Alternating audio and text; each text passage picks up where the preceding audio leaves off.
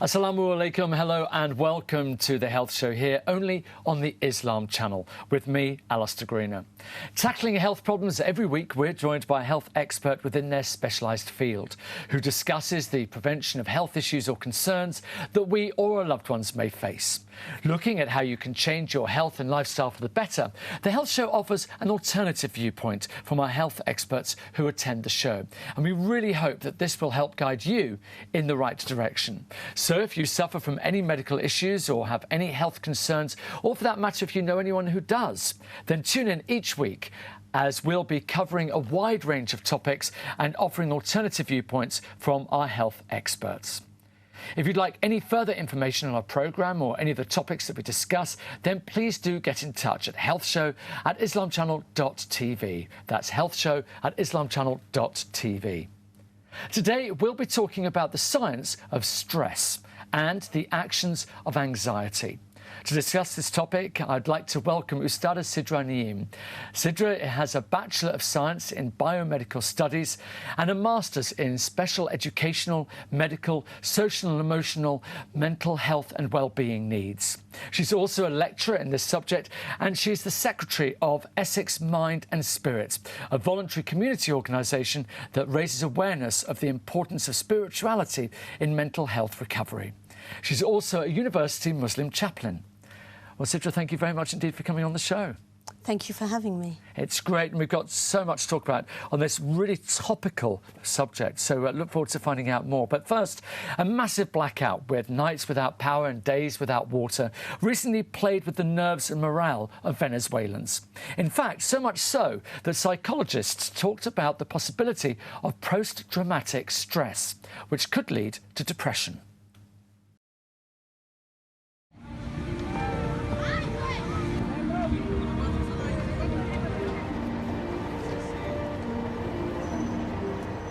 Venezuela está sufriendo de una gran tristeza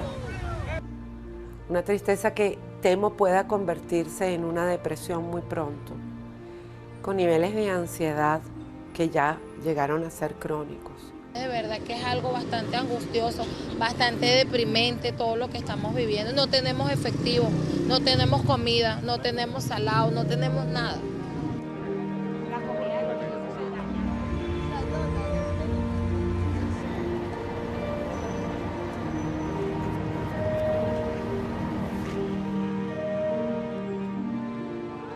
Varios establecimientos los robaron, entonces había tensión, la policía haciendo disparos, corriendo detrás de esa gente, cerradas las puertas pero no sabía realmente si podían arremeter contra ti, pues todo eso era demasiado fuerte para uno.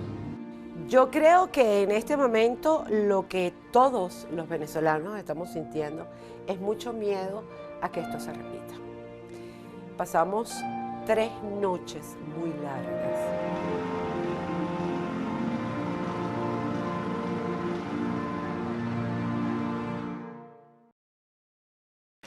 An extraordinary video there where we see sort of stress on this mass scale, and we have it in the UK occasionally when there's been incidences where whole groups of people have been stressed. How do you even begin to deal with such a huge group of people at one time in that stressful environment? It's very difficult, actually, when there is mass stress like that. Not only are you dealing with your own stress, you're also dealing with other people's stress as well. And the authorities involved and everything, they're also dealing with everybody's stress. So it can all, part and parcel really, is it's all accelerating the condition much, much worse than what it is. Of course, a little bit of stress is good for us. We need sometimes a little bit of stress to give us a bit of surge of energy to do things. You know, a little bit of stress will help us to accustom us in the future to deal with stress. If we don't have any stress at all in our lives, we are completely going to be too calm, and then when stress happens, it's too difficult to deal with it. Just like a little bit of, you know, immunity is needed. You know, illnesses are needed to build up immunity so that we can deal better when bigger illnesses happen. Now, it's interesting when you talk about some stress being good for you. Yes. What's the things that we're talking about, and where's that tipping point where it becomes too much? So, for example, exams. I personally feel, working within education, a little bit of stress in exams is good for you to help you perform. You get a surge of energy, a little bit of driving force, a little bit of adrenaline, and it helps you then go into revising. If everything's all laid back and take it easy, how are you going to get up and start revising? So a little bit of energy here and there is needed, actually, to keep us on our toes and get us into the mode of enthusiasm and drive and motivation. But when it's prolonged stress, that's where the problem is. So prolonged stress is not good for us. With all the chemical changes that happen in our brain and all the bodily organs that then lose their functions, that's when depression and then mental health kicks in. And when you talk about a little stress being good for us, it's interesting that actors and performers and people who give big speeches will often say, actually, the adrenaline was pumping really hard backstage, and actually, if I don't feel that, I know I'm not going to give a great performance. So what's going on in the body? Because this programme's about the science of stress. So what's going on in the body during that time, certainly when it's good stress, and then when it's tipping over, as you say, into the bad stress? Yes, so the science, basically, of stress is that when you get stressed, you enter the stress mode. So there are two parts of the autonomic nervous system, and the first part is actually the stress mode, the sympathetic mode of the autonomic nervous system. And what happens there is it's called the driving force, like a car, and it's the fight and flight mode. So say you see a spider, you're ready to flight. Say a burglar walks in the house, you're ready to fight.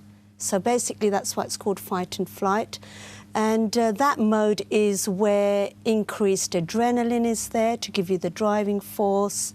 Also your heartbeat increases, your heart rate increases because you need more oxygen to go around your whole body. Your breathing gets increases as well, the rate. You need oxygen.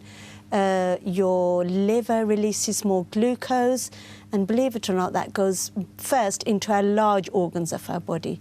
So our legs, so we can run away from the spider, and our arms, in case we have to hit that burglar, that kind of stuff. So those are all the stress mode.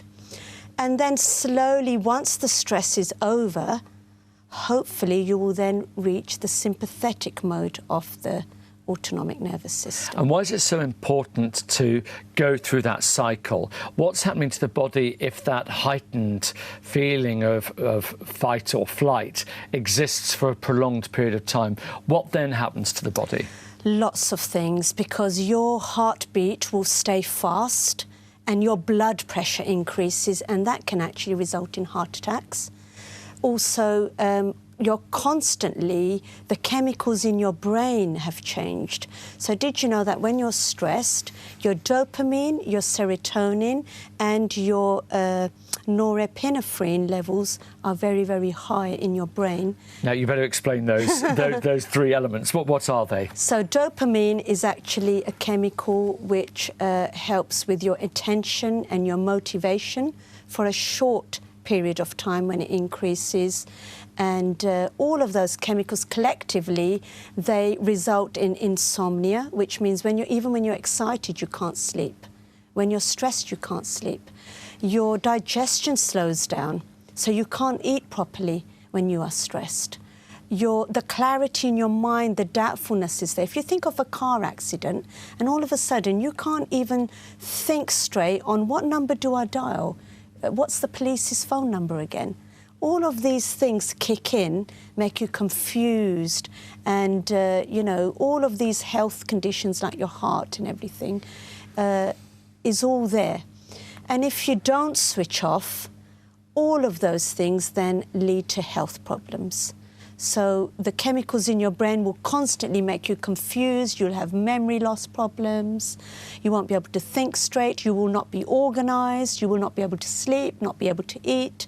And then, lots and lots of other things. Did you know that excess grief actually has an effect on your kidneys?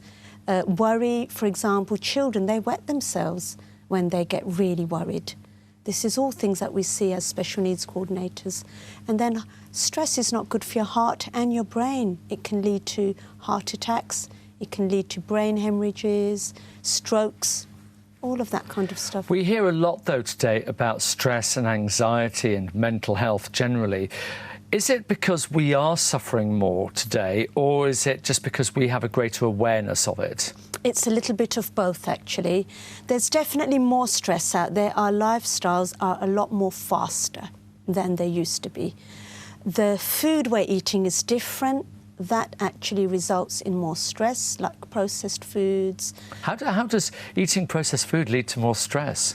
Did you know that all the artificial chemicals in the food, processed foods, is not compatible with our natural body system? So a lot of free radicals are released, which is not good for us, which leads to cancer and health problems.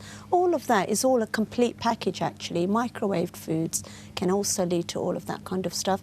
Whereas fresh fruit and vegetables, they mop up all the free radicals in our body, and they're much more better for us and more compatible with our natural bodily systems and metabolism. You talked a little bit there about the lifestyle of today, which is, innately more stressful. What are the things that people typically maybe come to you or go and seek help for? What kind of situations are we talking about that they find immensely stressful, and as a result they're suffering from huge levels of anxiety? Divorce, broken homes is a very, very huge factor that I've dealt with in the past with children, where they feel unloved and they feel that their mums are always working full-time and have not got any time for them. There's no bonding there. But that's because there is no fathers around, unfortunately, and the poor mother has to go out and work for a living. There's peer pressure as well with the young teenagers. Things like mobile phones, social media. How many likes have we got on Facebook? My friend over there's got 400 and I only got one for my post. Social media has a huge impact, actually, and also mobile phones and things, where children are actually growing up without all the skills which we had when we were children, which are missing with mobile phones. So speech skills are not there, socialising skills are missing. And did you know that when neurons and neurotransmitters are missing in your brain, they haven't been formed in the first place? That is where there is a chemical imbalance in your brain, and that is what then leads to mental health in the end. Now, we're going to get to the solutions very shortly, I promise. But just to really dig into that a little bit more deeply, so we as a society are more busy, we are innately more stressed. Is there any correlation between one's faith, one's cultural background, one's ethnicity and stress? There is definitely. So there is actually journals to prove it. As just mentioned at the beginning, I'm part of Essex Mind and Spirit, which is an organisation that deals with spirituality and mental health. So there are journals to prove, for example, that praying helps with mental health and stress. Because of all the imbalance in your brains, that is all made much better once you meditate. Mindfulness is actually nowadays introduced into counselling processes, because mindfulness works in the same way as praying. And also fasting, which is actually part of lots of faiths. The 5-2 diet, which Michael Mosley has brought out. The neuro factors increase in your brain, which actually make you immune against Alzheimer's and other disorders and protect you against disease like cancer. So looking at ways that we can, our faith can be immensely important to help dealing with the stress. But what about getting it in the first place? Are there any cultural correlations there? And what about the elements of, say, such as nature versus nurture? Are we naturally more predisposed genetically? Is it something that we just learn as we grow up? I mean, how do we develop our ability to deal with stress and the fact that we get it in the first place? Yes, there are so many factors. So like you said, there is nature and there's nurture. Now, nature is genetic. So some families will have special educational needs within the family, which is inherited. So autism, for example, is a very, very interesting condition, which is to do with social anxiety. And that, if the parents have got it, there's a big probability the children will have it. And that then deals with, then exhibits itself in social anxiety. So things like that. Premature births is another one. Did you know that if there is premature births, it takes 9 months to complete the whole brain of a baby, including all the fine-tuning of all the neurotransmitters and neurons happen towards the end of the 9 months. Even if a baby is born 4 or 5 weeks early, some of those neurons are missing, and then there is always a chemical imbalance in the brain. And you're talking about chemical imbalance, because that's really, really interesting, again, when we come to the science of stress. So what's actually happening with that chemical imbalance? So basically, some of the chemicals like dopamine may be concentrated in certain areas of the nerve endings, and in some areas they may not be there. So you get concentration problems. ADHD is a classic example of that as well. But again, ADHD can happen even while the baby is in the womb, where there is lots of stress the baby is exhibiting and can even hear violence from outside the womb. And that baby then is inbuilt with a fight and flight process already inbuilt in it. So when the baby comes out, it's ready to fight and flight, including taking drugs as well. So there are so many things which are actually intermingling. So drugs, for example, is actually a nurture type of stress. Drugs, constant yelling in the house, divorce, broken homes, all of that kind of stuff. But when a baby's born, all of that can actually genetically be instilled in them when they're born because of all the factors on the outside of the womb that have happened that have made that chemical reaction take place in that baby. And again, we will come, I promise, to talking about the solutions and what one can deal with it. But I think one of the big things here is the recognition of stress and why that's so important. And sometimes people have different coping mechanisms, don't they? Some people seem to cope with stress. They almost seem to thrive on it. Yes. And actually seem to almost enjoy it. It's almost like an adrenaline for them. Yes. Where others, the smallest things, and especially older people, I notice, the smallest things seem to become immensely stressful for them. What's the difference there? Why is that? Right. You can be hardwired for stress, actually, and stress can be genetic as well. So sometimes it does run in families. So it's the genetic makeup of your brain, and you're more susceptible to stress genetically. But also some people at a very early age may have been exposed to a lot more stress than others. For example, broken homes or a bereavement in the family. You know, children, did you know, under 25 years old, their prefrontal cortex is not fully developed, so they're more prone to stress, much more prone to stress, because of all their prefrontal cortex is not fully developed. And did you know that that same mode happens with elderly? If you look at the elderly, they develop Alzheimer's, dementia, Parkinson's. Why? Because they are all neurodegenerative disorders, where neurons slowly start dying when you're older. So do you know what? The symptoms they exhibit of stress is the same then as children, because the chemical imbalance is there again, and there's certain chemicals on the end of certain neurons and not on the end of other neurons. So then they exhibit stress. So it's really interesting how children and the elderly exhibit stress in the same way. It's a lot more exaggerated, a lot more emotional.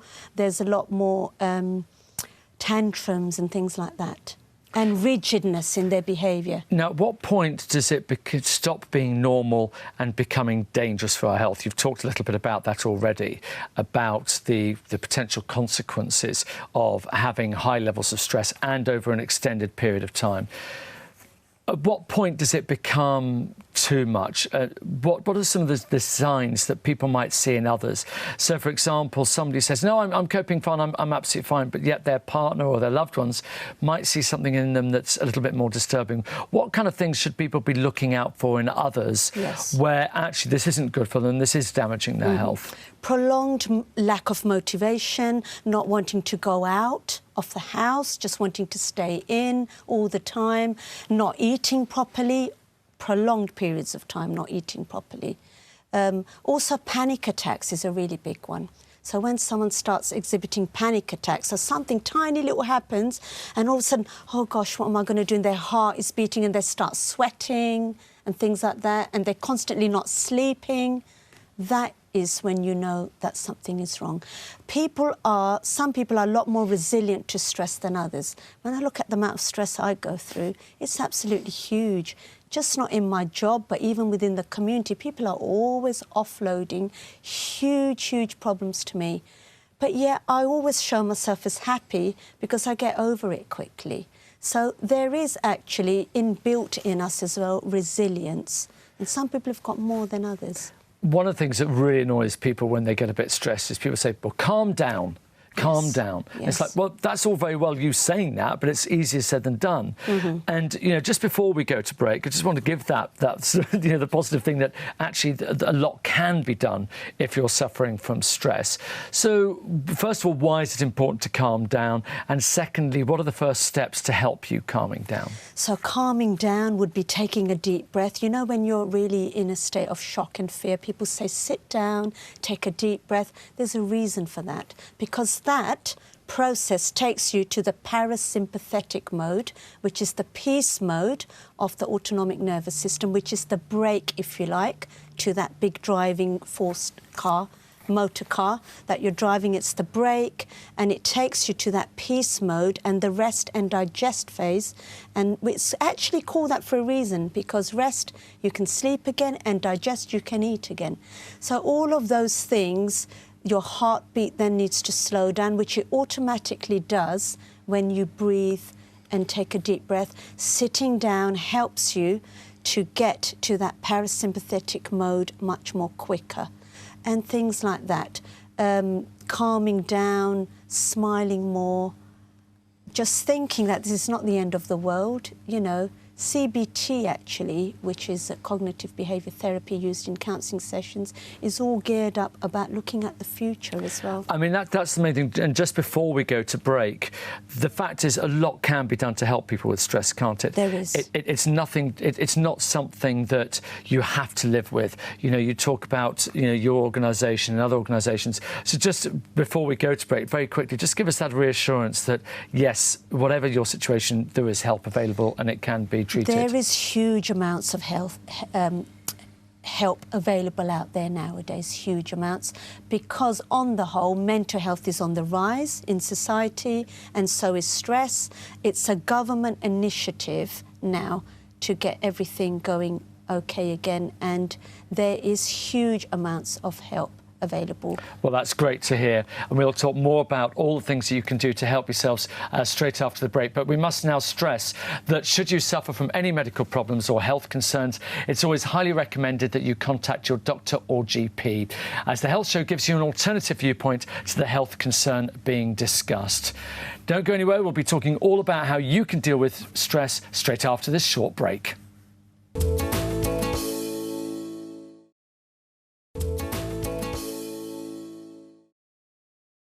Welcome back to the Health Show, where our topic today is the science of stress and actions of anxiety with Ustada Sidra Naeem.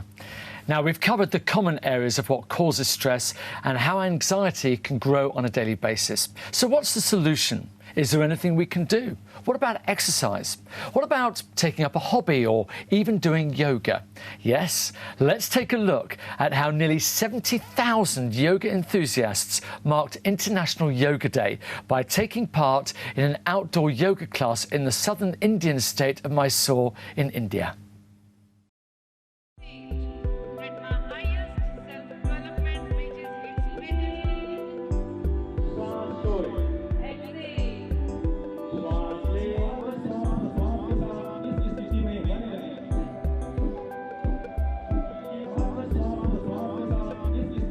We had more than 70,000 people today. Starting from 4 o'clock in the morning till now, people were just pouring in. Yoga is for keeping your body and mind healthy. Yoga is important for our all-round development, physical, also mental.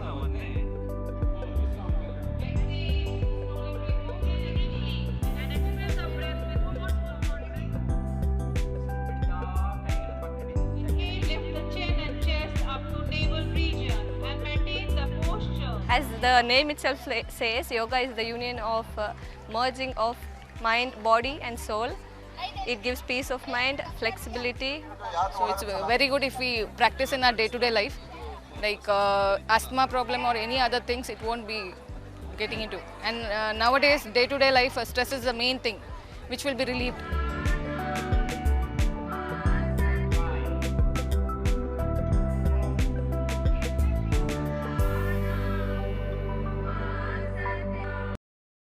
Now, Sidra, in the first half, we talked a lot about the causes and the symptoms of stress. And we saw there a perfect example of how to deal with it. And I think you would probably put that into a whole category of mindfulness, wouldn't you? And it's certainly a very popular word today. Give us an idea of exactly what that is. So mindfulness basically has exactly the same process of any meditative process. So, for example, in prayer, there is...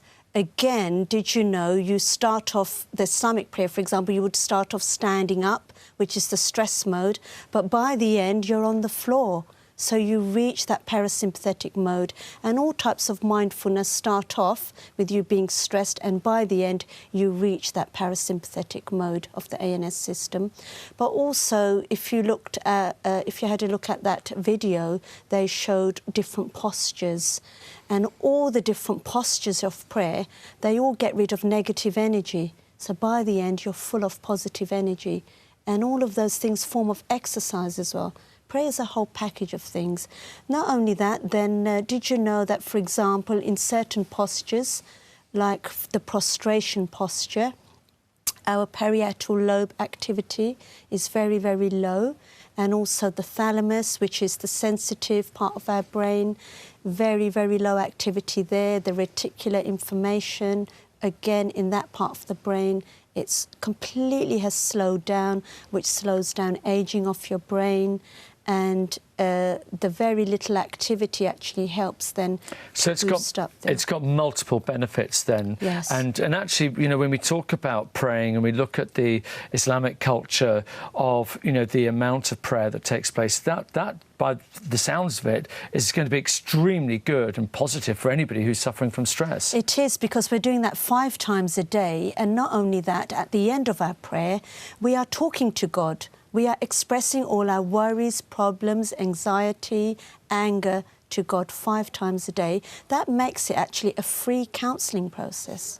It really is a free counselling process. And there's a lot of other things that we can be doing to relieve our stress. You know, we talked there about taking up hobbies, talking about just doing things that take us away from maybe the things that stress us out. Give us an idea of the sort of things that we can be doing. So anything that can increase those chemicals in your brain, which there's a big imbalance of. So serotonin is something that makes you happy, and that's released when you exercise. So any form of exercise is really, really good for you. Some people who may have anger issues and anger problems, boxing, or, you know, there are 2 types of exercise. You have low-key exercise like walking, which can help in increasing the serotonin levels and connect you with nature. Did you know there's more stress in cities than there is in the countryside, where you're seeing open air and lakes and greenery? It's a well-known fact, mental health is less in the countryside. Well, it makes absolutely perfect sense, but what's really interesting is to hear the scientific reasons why. Yes. The fact that our bodies are producing different chemicals, naturally producing these chemicals, if we put ourselves in a different situations to the one that makes us stressful. Yes. And we've often heard this thing, haven't we, about go on a bike ride, go and walk, or, yes, you know, as you say, do some yoga, go yes, pray, yes, all these things. Is it because the mind is thinking about something else, or is it something else that's giving us that ability to be away from our stress? It's a little bit of both, to be honest with you. You are thinking about other things so that you forget the stress for a while, but also chemicals in your brain are changing when you do some of these things. So serotonin is being released when you smile and laugh. Serotonin is being released when you walk and exercise, and that helps you to get happier. You know, certain foods, bananas are very good for mental health. Did you know magnesium-rich and phosphorus-rich things like dates are very good for mental health. That's a recognised thing. Because did you know that people who have got mental health problems are low on magnesium and phosphorus when experiments have been done.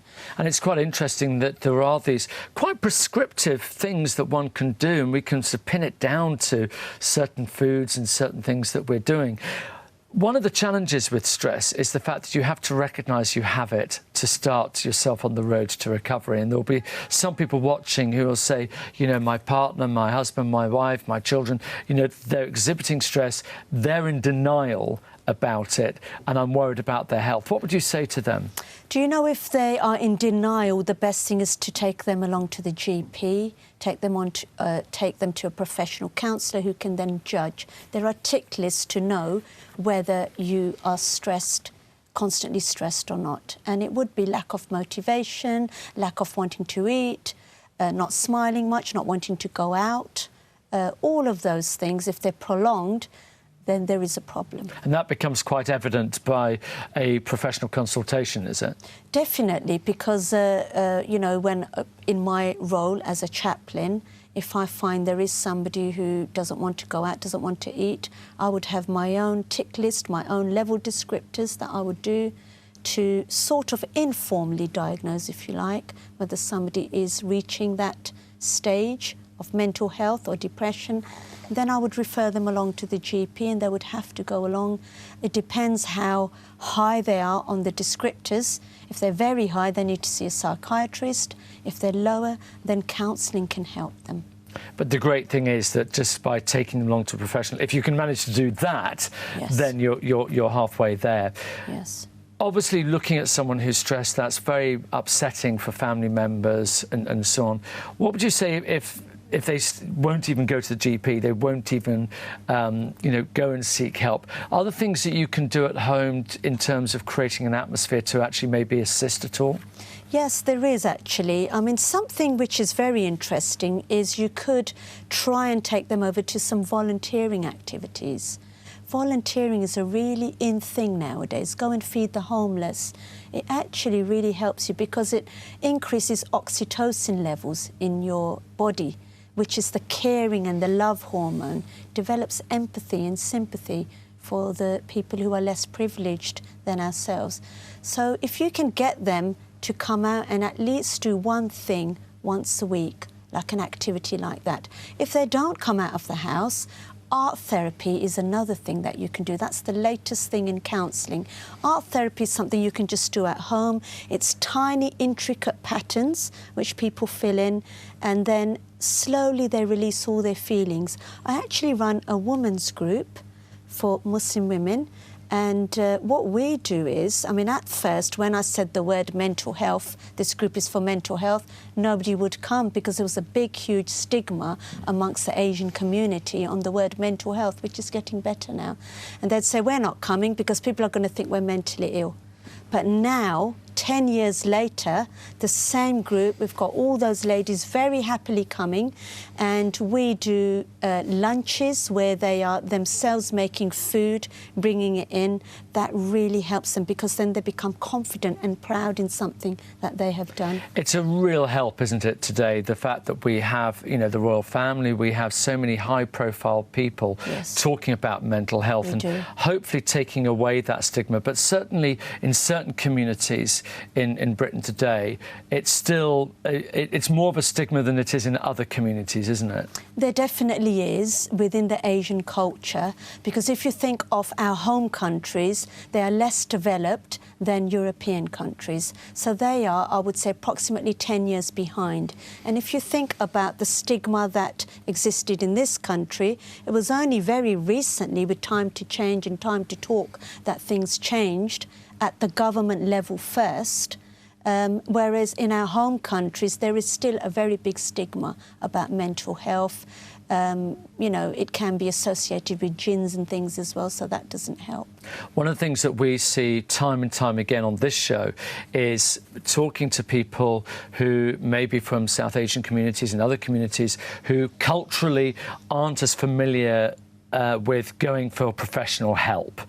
the stigma of not just having the stress or the symptoms or the illnesses, but actually going outside of their community sometimes to seek professional help. What would you say to those individuals where this feels a little alien to do that? I think awareness is very, very important, because don't forget, in some of the home countries, especially where immigrants are coming from, these things don't exist there. There are no counselling. There's no counselling. Everybody would just be expected to pray and fast and things like that.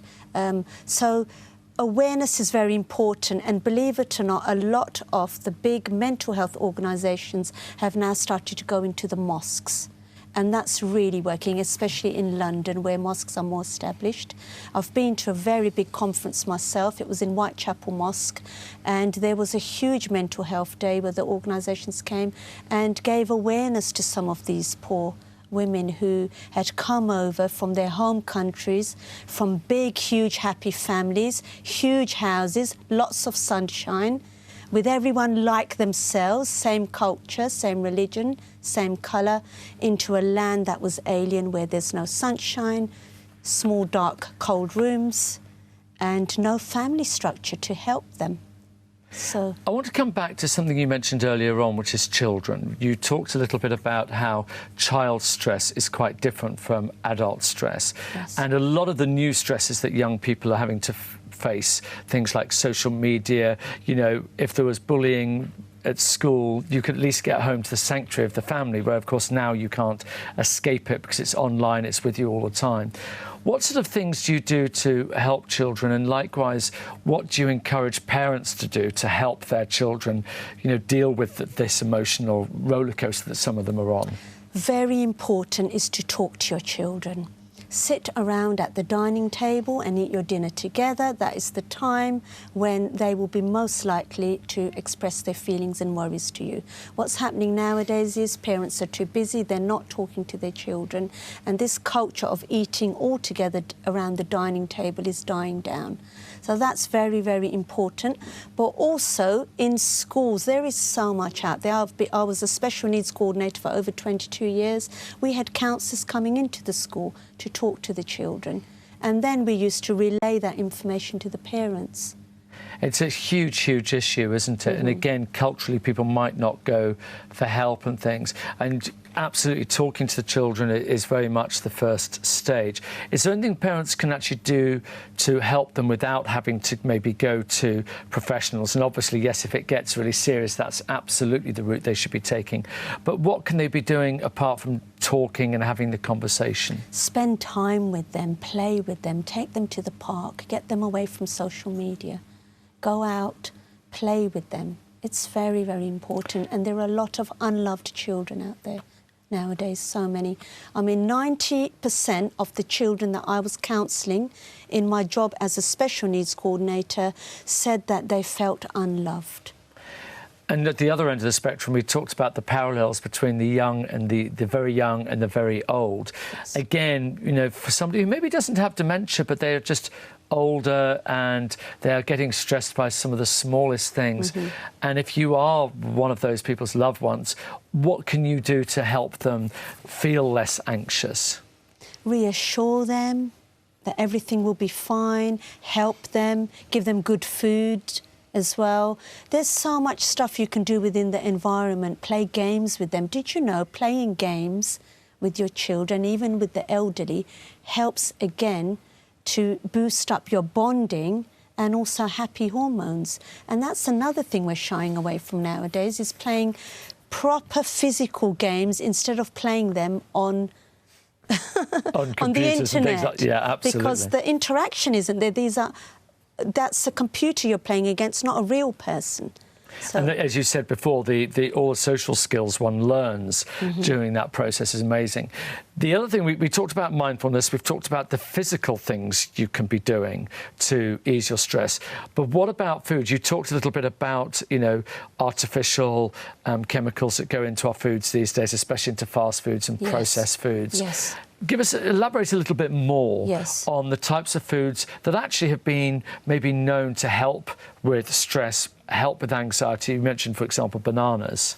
Yes, bananas are very good for you, magnesium and phosphorus-rich foods, and mainly organic food, naturally grown. Fruit, vegetables, can be meat, but organic is best, because all this other processed food is all full of artificial chemicals, artificial sugar, carbonated drinks, refined sugars, artificial foods, processed foods, crap in brackets, that stands for all of that. Then results in mental health and stress. So those are the kinds of foods, but there's other things you can remember, like having a breakfast early in the morning is very, very important, because that starts off your day, fuels your brain. Also, no dehydrated brains, they're not good. Drink plenty of water to hydrate your brain, and so all those chemicals can be nicely balanced and swim around in there. Caffeine is not good for you, did you know? So herbal teas, which are really in fashion at the moment, lemon tea and things like that, are much better than highly caffeinated drinks like coffee. And that's a real challenge, isn't it? Because some people, if they're a bit stressed and they think, I need some more to get me through the day, the first thing they turn towards is coffee, maybe some of these energy drinks, and they go for almost the stuff, if you like, the false things. Rather than dealing with the symptom, they're actually going for something that they think is going to help, like sugar-rich foods and things. Very interesting what you're saying. They're absolutely 100% spot on. Cigarettes is another one. Someone's stressed and out comes the cigarette. There are over 20 toxins in cigarettes, which all actually lead to stress and health problems on top of that. So, you know, it's not good. And tea and coffee is not good for stress either. And it keeps you awake at night. Well, it's interesting, isn't it? Because all of these things that you're talking about for our sort of stress-free lives and to be less anxious in our lives are actually things which we all pretty well know already, don't we, in terms of what we should be doing, in terms of taking exercise, in terms of eating well, and having that moment for mindfulness as well. And I really want to finish off with that, really, in terms of the things that we should be doing to ease our lives. Obviously, as we've talked about before, that some of us are more genetically or culturally predisposed towards stress. But again, sum up for us the things that we should be doing in our lives to try and ease the stress levels so we can actually live healthier lives and in a way that isn't going to be a strain or a burden on our physical and mental health. I think don't take on too much as well. If you think you can't do it, then just say no. Try and be organised as well. Did you know how much stress is caused with people who are not organised? Write down dates in your diary, write down times in your diary, because there is no bigger stress than going to a meeting late or missing something very important. So be organised, and then all the other things, like we said, regular prayer, regular fasting, good foods, no strict dieting, because that also leads to mental health, exercise, art therapy, and family, strong family networks who you can very easily then talk to about the problems. Bonding needs to be there as well. And finally, for people who maybe notice with themselves developing more and more stress, but more importantly, if they notice it in their children, in their loved ones, in their partners, in maybe their parents, again, what's the best thing to do for them? How can we help? It's very important really to go along to the GP, who can then refer you on to further support. For example, counselling, psychotherapist, CBT, cognitive behaviour therapy. There's a whole world of things out there that can help you. And I think people need to remember they are not on their own. You will find actually 4 people out of 10 are suffering from mental health nowadays. Wow. So, and there are plenty of networks out there, groups as well, that the GP can then refer you to, where you will find people who are like yourselves, who you can connect with.